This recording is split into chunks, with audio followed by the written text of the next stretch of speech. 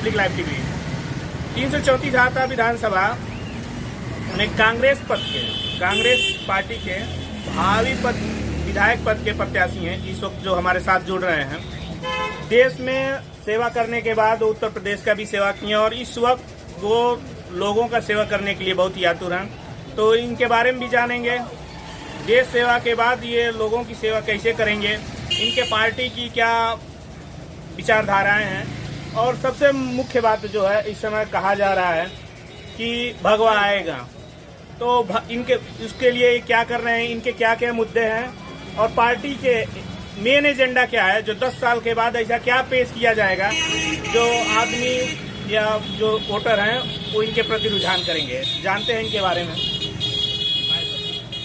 मैं अपना परिचय दे दूं। मैं हिमांशु मिश्रा, कांग्रेस से प्रत्याशिका विधायक पद के प्रत्याशिका में दावेदार हूं। मैं इस राजनीति के क्षेत्र में आने के पहले सेना की भी सेवा किया हूं, मैं प्रदेश सरकार की भी सेवा में रहा हूं और एक भी बता दूं कि मैं स्वतंत्रता संग्राम सेनानी परिवार से भी बिलोंग करता हूं और मैं तीसरी पीढ़ी हूं स्वतंत्रता संग्राम सेनानी परिवार में। अध्ययन के समय, विद्यालयी शिक्षा के समय मैं छात्र संघ अध्यक्ष था सुगरौली में। राजनीति मेरे रग-रग में भरी पड़ी है। मैं जहाँ भी रहा हूँ मानव सेवा का प्रियॉरिटी देता हूँ, वरीयता देता हूँ। मेरा अपना मानना है, कोई जात कोई धर्म न छोटी है न बड़ी है, महान पुरुष हर जात हर धर्म में पैदा हुए हैं। इन्हीं सब को मस्तिष्क में रखते हुए मैं राजनीति के क्षेत्र में उतरा हूँ।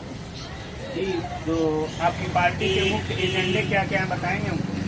पार्टी किस वर्ग के लोगों को ज्यादा मानती है या नहीं मानती है? ऐसा है,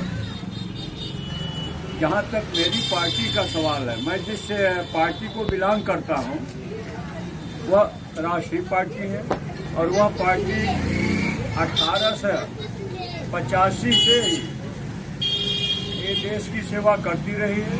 कांग्रेस पार्टी उस समय भी अलग जगा रही थी जब भारत का नामो निशान तो था लेकिन भारत गुलाम था।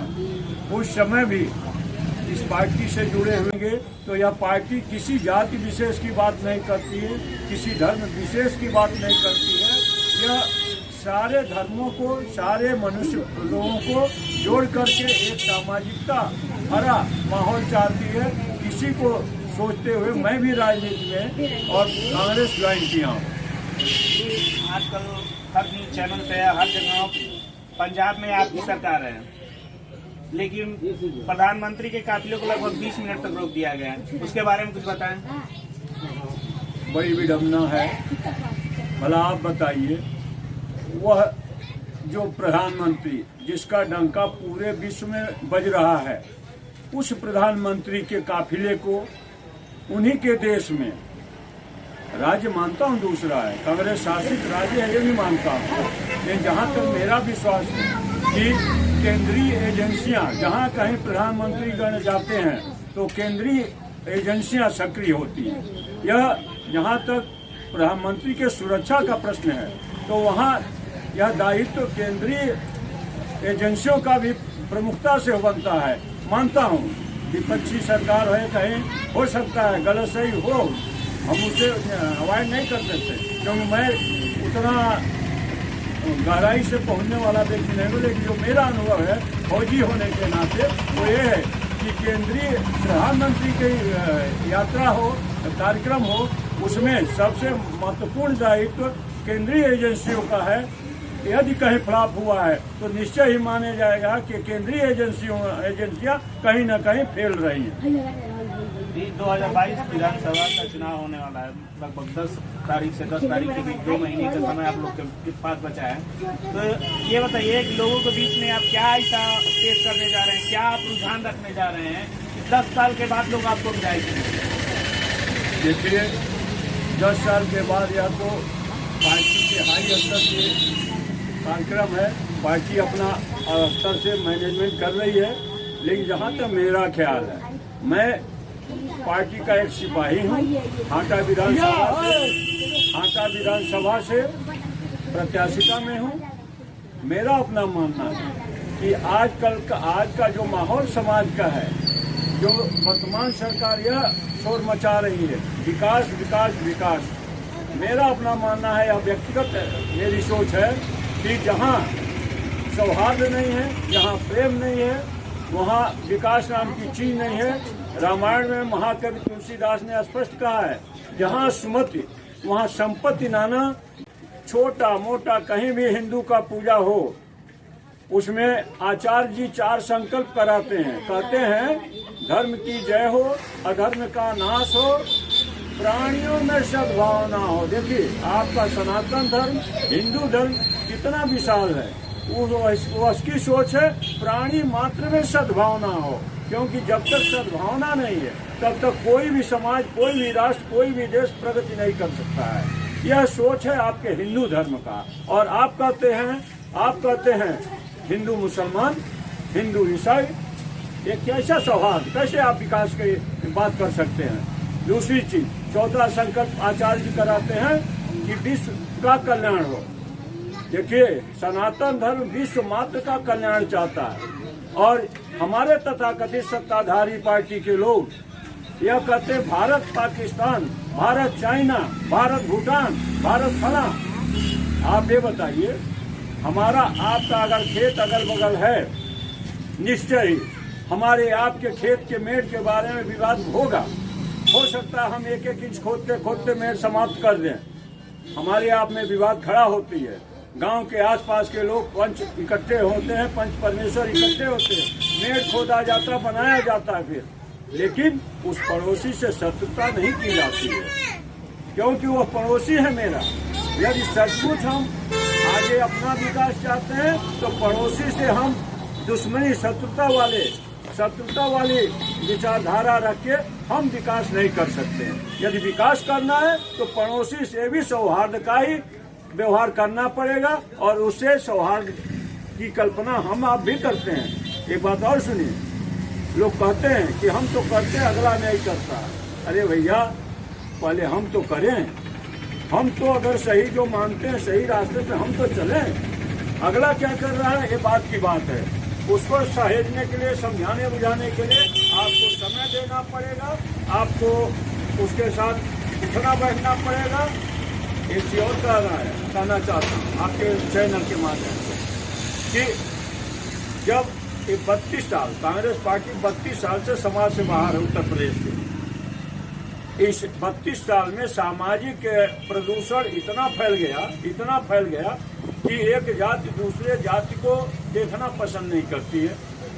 यह बताइए, जहाँ संरचना गांव की ये है कि सारी जातियां, सारी धर्म के लोग एक साथ उठते बैठते हो, रहते हो, निवास करते हो, अगर गांव में आग लग जाए तो निश्चय ही बगल का पड़ोसी ही पहला समाज विकास, सकारात्मक विकास नहीं कर सकता है। जी, भारतीय जनता पार्टी के हर जगह यह नारा लगो, हर जगह बैनर पे लिखा हुआ है सबका साथ सबका विकास, और लगभग हर कास्ट के लोग, हर जाति के लोग उनको सपोर्ट कर रहे हैं। आप गाँव में चले जाइए तो देखने को मिलता है कि राशन, तेल, नमक, क्या क्या मुफ्त में सरकार सेवा दी जा रही है। ये उनका प्रलोभन है अपनी तरफ वोट खींचने के लिए। उनका जो सरकारी नमक आ रहा है, जहाँ कई जगह वायरल भी हुआ है, वो वीडियो में भी दिखाया गया है उसको, कि वो नमक खाने के लायक नहीं। उस नमक में कंक्रीट, बालू, सीता, कुछ ना कुछ रहना चाहता है। तो इसके बारे में क्या कहेंगे आप? पहली बात, मुफ्त का राशन देना है, देश को कमजोर बनाना है, हमारी सोच है। ये पार्टी की सोच जो भी हो, लेकिन मेरी सोच यही है कि मुफ्त का खाना देना भी, भोजन देना भी, यह देश को कमजोर करता है। देखिए, जहाँ तक, हाँ, ये ध्यान शासन को रखना चाहिए कि कोई भूखा न सोए, कोई भूखा मौत को न प्राप्त हो। यह सत्ता का कर्तव्य होता है, करना चाहिए।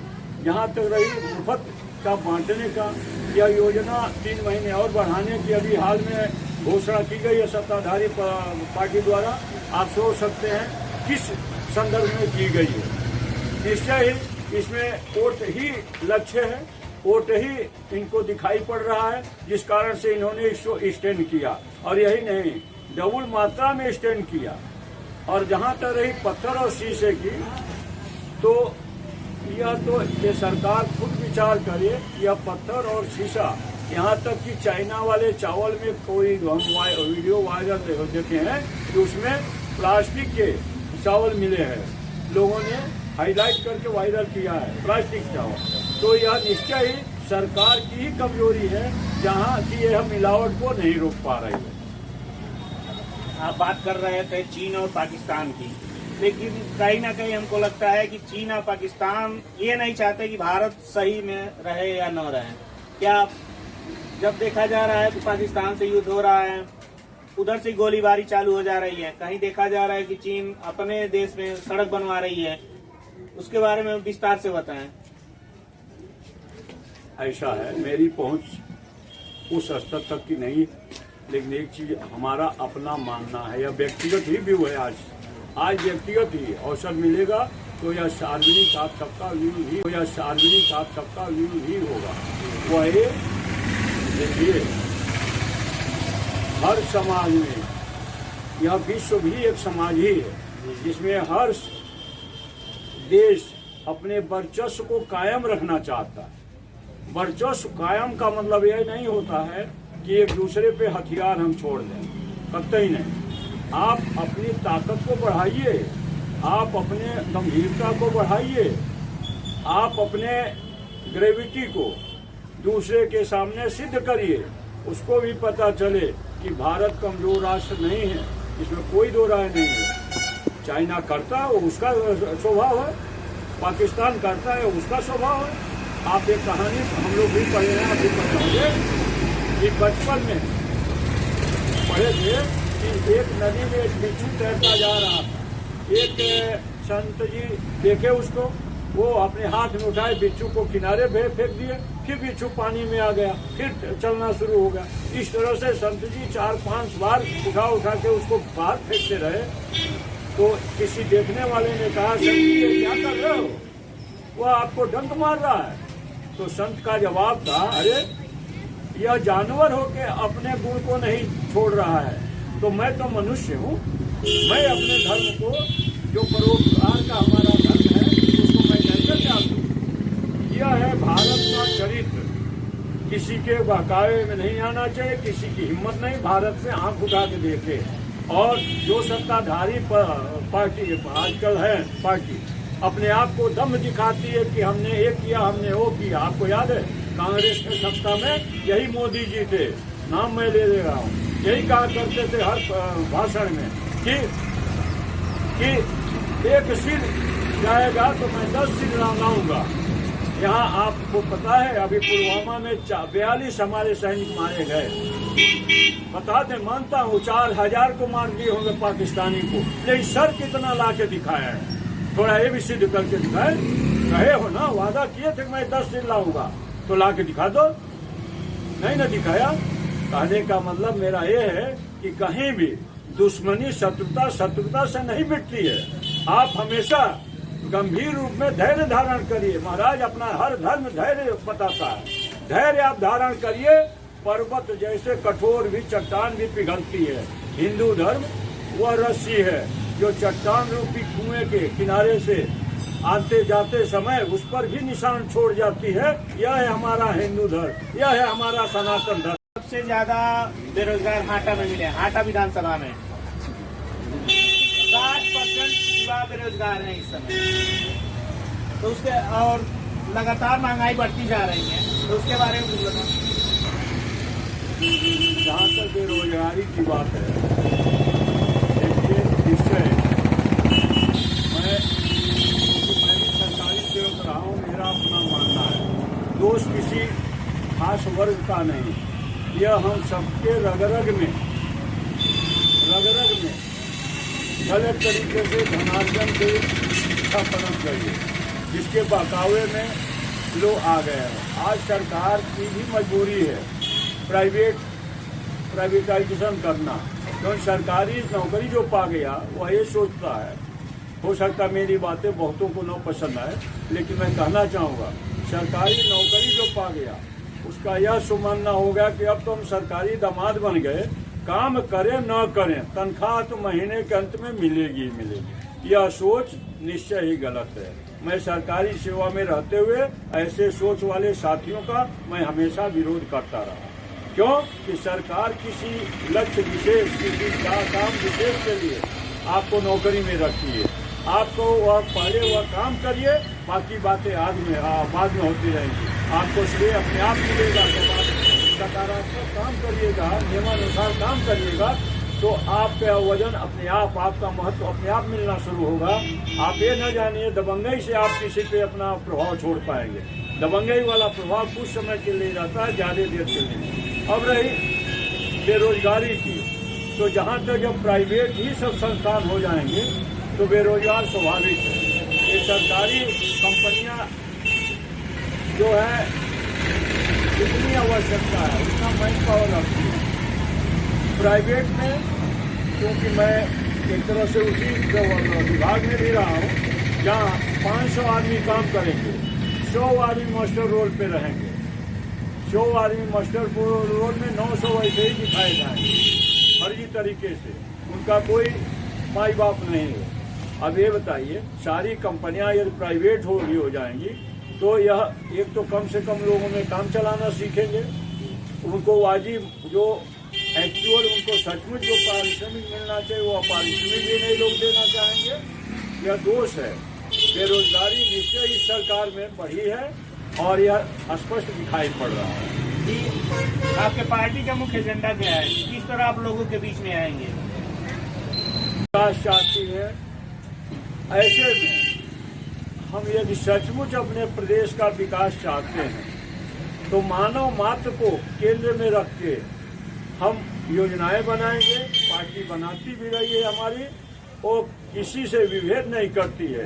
भाजपा भले कहे सबका साथ सबका विकास, लेकिन आप ज़्यादा नहीं, छोटे छोटे चीज़ों पे देख लीजिए।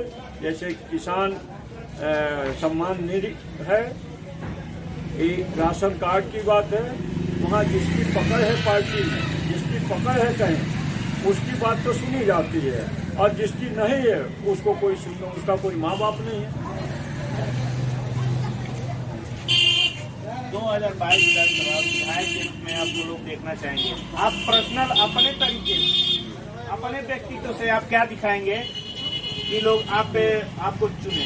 जी, मैं समाज में एक बात ही कर रहा हूँ कि आपने सबको विधायक बनाया, एक बार एक फौजी को भी बनाकर देखिए, क्योंकि मेरा अनुभव फौज का भी है, मेरा अनुभव सिविल प्रशासन का भी है, सिविल सर्विसेज का भी है। यहाँ तक कि मैं कुछ दिनों तक रेलवे की सेवा किया, तो सेवा का मेरा अनुभव है। समाज में हम आएंगे, एक चीज मैं सबसे कर रहा हूँ, देखिए भाई मैं दबंग तो नहीं हूँ, लेकिन यह है कि मेरे रहते किसी भी सामान्य व्यक्ति के साथ अन्याय नहीं हो सकता है। अन्याय मेरे रहते होने नहीं दूंगा, यही मेरा एकमात्र लक्ष्य है। बाकी कोई भी योजना अगर बनेगी मेरे रहते तो वह एक दृष्टि से, एक नज़र से देखी जाएगी, उसमें कहीं भी भेद नाम की चीज नहीं रखी। देखा जा रहा है कि यहाँ किसानों को लेकर किसान काफी परेशान रहते हैं। अपना खुद का उगाया हुआ धान, गेहूं, गन्ना वो सरकारी कीमत पे बेचने, बिचौलियों के हाथ बेचने पे मजबूर रहते हैं। वो सरकारी कीमत पे सरकारी जगह पहुंचने से पहले ही बिचौलियों के हाथ बेच देते हैं। ऐसी क्या बात है? इसमें आपकी सरकार अगर बनती है तो इसमें आप क्या सुधार कर पाएंगे? देखिए, एक फौजी होने के नाते एक बात मैं कहूँगा, मेरा अपना मानना, कोई गलत व्यक्ति पकड़ा जा रहा है तो उसको सजा अंत तक पहुंचा देनी चाहिए। कारण मेरा अपना मानना है, एक दुष्ट को अगर आप छोड़ दिए तो 100 दुष्ट पैदा होते हैं, मेरी यह व्यक्तिगत राय है। और एक दुष्ट को अंत तक पहुंचा देंगे, सजा के हद तक पहुंचा देंगे तो इतने क्रय केंद्र खोल रखे हैं कि हर 2-3 किलोमीटर के क्रय केंद्र हैं। आप अभी खुद ही नज़र दौड़ा लीजिए, एक यहाँ कोहरौली में है, दूसरा एक पट्टन में है। इस तरह से अच्छी खासी दूरियों में क्रय केंद्र खुले पड़े हैं। किसान हमारे क्रय केंद्रों पे ले जा रहे हैं, वहाँ जाने के बाद पता चलता है कि क्रय केंद्र पे बोरा नहीं है, तरह की विडम्बनाएं हैं, जिस कारण से वहाँ क्रय केंद्र अधिकारी जो है वह लोगों का ध्यान नहीं ले पा रहा है। मजबूर होकर के किसान क्यों वही ट्रैक्टर ट्राली किराए पे लाया है, 3 दिन 4 दिन रोक नहीं सकता है, क्योंकि रोकेगा तो उसका भी चार्ज उसको देना पड़ेगा। लिहाजा वो अपने वापस आकर के उन्हीं बिचौलियों के हाथ लग जाता है और बिचौलियों की सेटिंग यह सरकारी क्रय केंद्रों पे हुई पड़ी है, जिसके माध्यम से ये लोग अपना धंधा जारी किए हैं। हमारी पार्टी आएगी तो निश्चय ही, खासकर हाटा क्षेत्र में तो मैं यह विश्वास दिला सकता हूँ कि बिचौलिए खत्म हो कर रहेंगे।